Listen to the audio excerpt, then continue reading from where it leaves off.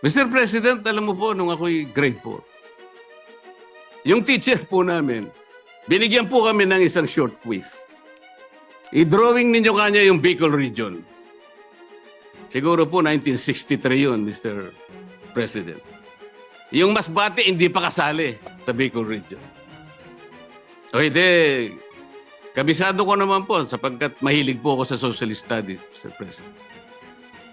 Meron pong dalawang nangungopya sa akin. Yung isa nasa likod, yung nasa kaliwa ko. Yung nasa likod po, nakopya niya pong tunay yung aking drawing.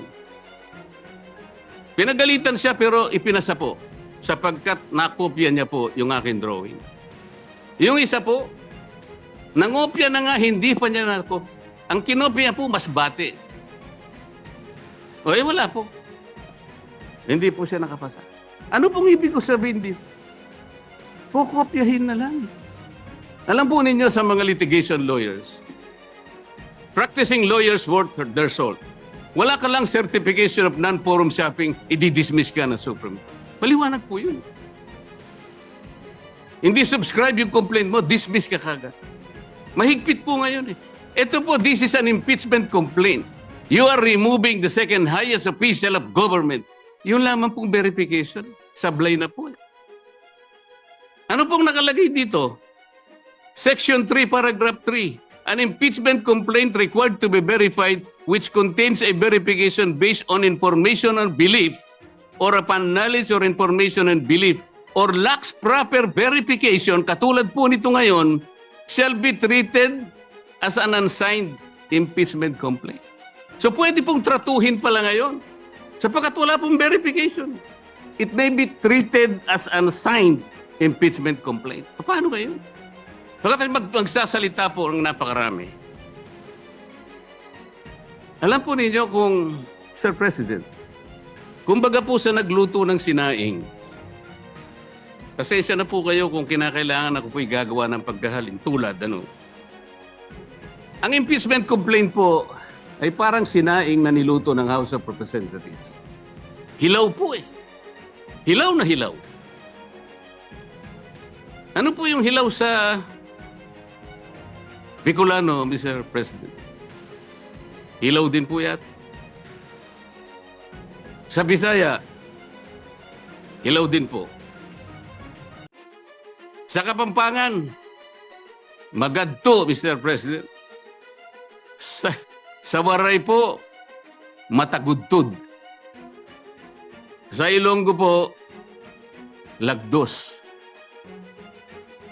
Sa Ilocano, marakusol. Sana po tama ang aking pagkaka-pronounce. Ang dami pong nagsasalita, Mr. President. Doon lang pa po sa House of Representatives, isa pong bagong pasok doon.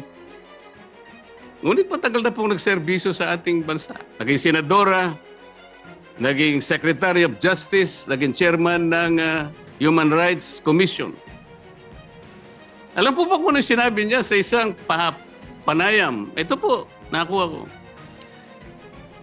Harap-harapan na tayong niloloko. Kakaibang korte ito. Sana sa palengke na lang final ang impeachment case. At least doon, may nagtitinda ng totoo. Sana po, magtinda po siya ng matagudtod na kanin diyan sa Samar. Baka may bibili kaya. Pwede kaya siyang pumunta diyan sa Pampanga po para magbenta ng magadto na kanin. Kung may bibili, baka sakali.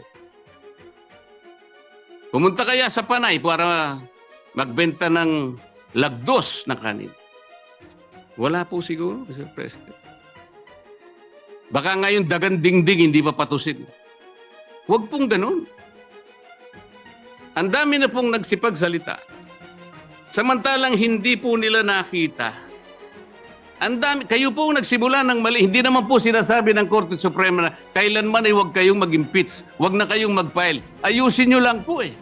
Yun lamang po ang gustong mangyari dito. Ayusin nyo.